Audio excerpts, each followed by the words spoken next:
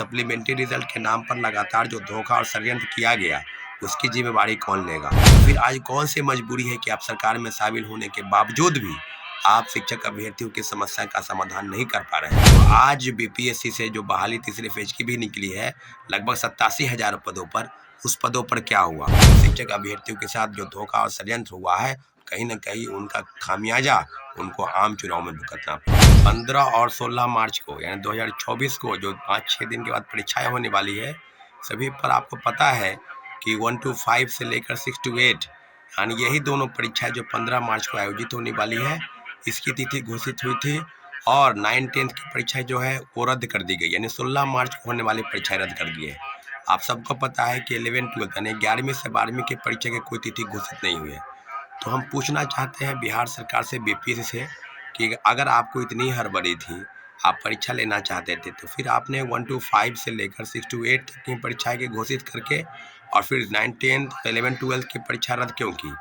परीक्षा के संदर्भ में आपकी क्या आपकी जो जानकारी है उसको किसके संदर्भ में हम देख सकते हैं? तो सारी चीज़ें अब बिल्कुल सामने हैं कि लोगों का ये कहना है कि बीपीएससी के चेयरमैन लगभग 1 महीने बीत गए, पूर्व चेयरमैन अतुल प्रसाद जी के सेवानिवृत्त होने के बाद अभी तक पद खाली है और माननीय मुख्यमंत्री जी अभी विदेश दौरे पर हैं। मुझे लगता है कि क्या बीपीएससी को क्या ऐसी ज़रूरत है? क्या बीपीएससी कौन से ऐसे गंभीर चीज़ों से गुजर रही है? तो सारी चीज़ों पर अगर बात करेंगे तो इतना ज़रूर है कि शिक्षक बहाली के मुद्दे पर जिस प्रकार से हड़बड़ी दिखाई गई, सेकेंड फेज की बहाली और प्रथम फेज की बहाली यानी दूसरे फेज की बहाली और प्रथम फेज की बहाली, दोनों फेज में सीटेट फेल, एसटीटी फेल और कई फर्जी प्रमाण पत्र के आधार पर लोग बहाल हो गए और आज उनको बाहर किया जा रहा है। तो सप्लीमेंट्री रिजल्ट के नाम पर लगातार जो धोखा और षड्यंत्र किया गया, उसकी जिम्मेवारी कौन लेगा? लगातार भारतीय जनता पार्टी के नेता जो आज एनडीए गठबंधन में हैं और दोनों उप मुख्यमंत्री लगातार सुर्खियों में, लगातार सवाल सरकार से कर रहे थे जब वो विपक्ष में थे कि सप्लीमेंट्री रिजल्ट जारी होना चाहिए, सप्लीमेंट्री रिजल्ट जारी होगा। तो फिर आज कौन सी मजबूरी है कि आप सरकार में शामिल होने के बावजूद भी आप शिक्षक अभ्यर्थियों की समस्या का समाधान नहीं कर पा रहे हैं? और बीपीएससी जो बहाली प्रक्रिया निकाली है, उसको एक परीक्षा का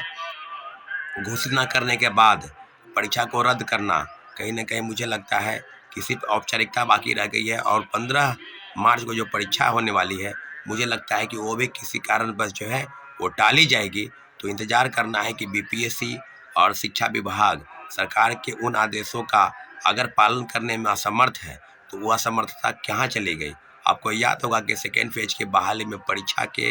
होने के बाद मात्र 5 दिन के अंदर रिजल्ट का प्रकाशन किया गया। तो आज बीपीएससी से जो बहाली तीसरे फेज की भी निकली है, लगभग 87,000 पदों पर, उस पदों पर क्या हुआ?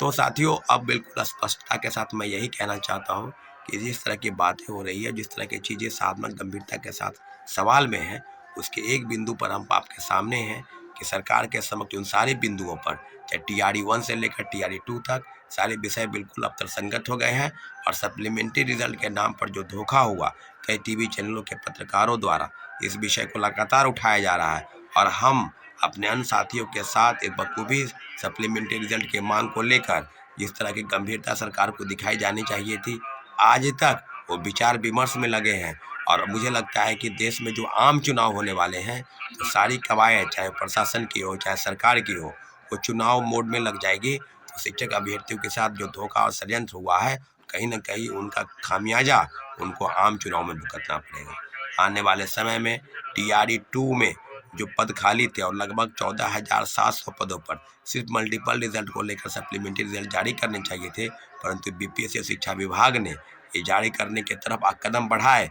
फिर कदम आपने वापस ले लिए। मुझे लगता है कि बिहार सरकार को जल्द से जल्द सप्लीमेंट्री रिजल्ट जारी करने चाहिए और तीसरे फेज की बहाली की प्रक्रिया में सिर्फ एक परीक्षा 15 मार्च को आयोजित होने वाली है, उस परीक्षा के संदर्भ में क्या जानकारी है, क्या अपडेट है, उस पर भी पूरी तरह बखूबी आपको आगे आना चाहिए। निश्चित रूप से सप्लीमेंट्री रिजल्ट के लेकर जो याचिका दायर होने वाली है, उसके लिए भी हम जल्द से जल्द बैठक बुलाने वाले हैं। निश्चित रूप से हम अपनी बातों को विराम देते हैं और निश्चित रूप से शिक्षक अभ्यर्थियों के साथ हम पूरी तरह से खड़े हैं।